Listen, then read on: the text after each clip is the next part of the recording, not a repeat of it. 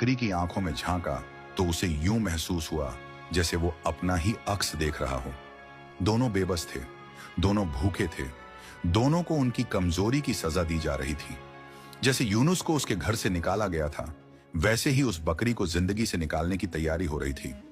उसी लम्हे यूनुस अपनी भूख, अपनी सर्दी, अपनी जिल्लत, सब कुछ भूल गया। बीवी के तल्ख अल्फाज, बंद होता हुआ दरवाजा, अंधेरी गली, सब यादें धुंधला गईं।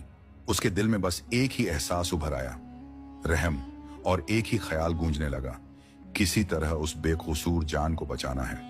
भारी कदमों से वो आगे बढ़ा। उसके जिस्म में कमजोरी थी, मगर आंखों में अज़म की एक चमक जाग उठी थी। जेब में एक पैसा भी नहीं था, लेकिन दिल में हौसला पहाड़ की तरह खड़ा हो गया था। वो सीधा जालिम ताजिर के सामने जाके खड़ा हो गया और कांपते हुए हाथ से इशारा किया कि मारना बंद करो। ताजिर ने उसे सर से पांव तक देखा, फिर हिकारत भरी हंसी हंस पड़ा। उसके कहकहे के साथ ही मंडी में खड़े लोग भी हंसने लगे।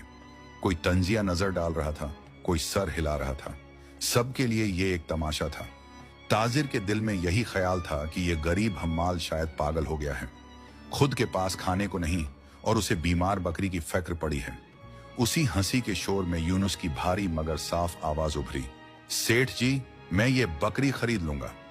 ये सुनते ही हंसी और तेज हो गई। किसी ने कहा, ये मुफलिस क्या खरीदेगा? किसी ने मजाका उड़ाया, इसे तो खुद रोटी के पैसे नहीं। मगर ताजिर ने जब यूनुस की आंखों में झांका तो उसे वहां कोई मजाक नजर न आया। उसे सिर्फ लगन, दर्द और रहम दिखाई दिया। लालच उसके दिल में जागा। उसने सोचा कि क्यों ना इस मौके से फायदा उठाया जाए और इस गरीब को मजीद नीचा दिखाया जाए। उसने जानबूझकर एक बहुत भारी कीमत मांग ली, ऐसी कीमत जो 3 दिन की मुसलसल मेहनत के बराबर थी। ये बकरी की कीमत नहीं थी, बल्कि यूनुस के हौसले को तोड़ने की एक साजिश थी। लेकिन यूनुस के दिल में उस लम्हे एक अजीब सी ताकत उतर चुकी थी। उसने एक लम्हा भी पसो पेश न किया। ठीक है सेठ जी, मुझे सूरज ढलने तक की मोहलत दे दीजिए। मैं पैसे लेके आता हूं और ये बकरी खरीद लूंगा, इससे पहले कि आप कसाई को बुलाएं।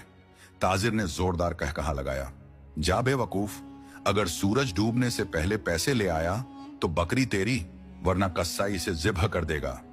ये चैलेंज यूनुस के लिए जिंदगी और मौत का सवाल बन गया। यूनुस ने अपनी दुबली पतली बाहें चढ़ाईं और पूरी मंडी में काम की तलाश में दौड़ पड़ा। उसकी हालत किसी ऐसे बाप जैसी थी जो अपनी औलाद को बचाने के लिए हर हद पार करने को तैयार हो। उसने हर मुश्किल काम कबूल किया। आटे की भारी बोरियां अपनी कमर पर लादी, हालांकि उसकी कमर जैसे 2 हिस्सों में टूटने को थी। फलों के भारी संदूक तपती धूप में सर